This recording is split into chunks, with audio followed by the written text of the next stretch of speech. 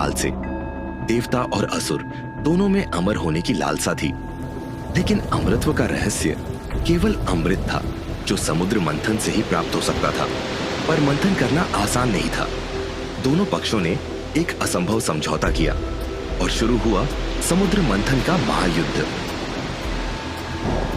मंदराचल पर्वत बना मथानी, नागवासुकी बना रस्सी, और इस महायुद्ध में समुद्र ने एक एक कर अपने रहस्य खोलने शुरू किए।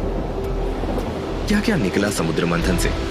सबसे पहले निकला हलाहल विष, जिससे सभी कांप उठे, लेकिन महादेव ने विष को अपने कंठ में धारण कर लिया और कहलाए नीलकंठ। फिर क्रमशः निकले 14 अद्भुत रत्न, जैसे कामधेनु गाय, कल्पवृक्ष, देवी लक्ष्मी, और आखिर में वह जिसकी सभी को तलाश थी, अमृत कलश। लेकिन कहानी यहीं खत्म नहीं होती। अमृत के प्रकट होते ही देवता और असुरों में युद्ध छिड़ गया। तभी भगवान विष्णु ने मोहिनी रूप लेकर असुरों को मोहित कर दिया और अमृत कलश देवताओं को सौंप दिया। लेकिन सवाल यह है, अमृत कलश पृथ्वी पर कैसे आया? यहाँ से शुरू होता है जयंत का रोमांचक सफर।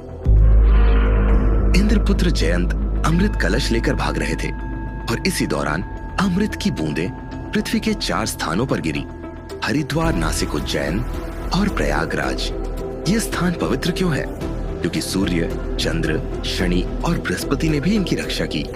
और यहीं से ज्योतिषीय आधार पर हर 12 साल में कुंभ मेले का आयोजन शुरू हुआ।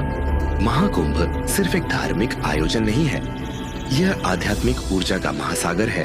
करोड़ों लोग यहाँ आकर पवित्र स्नान करते हैं, अपने पापों से मुक्ति की कामना करते हैं और भारतीय संस्कृति के इस महान उत्सव का हिस्सा बनते हैं।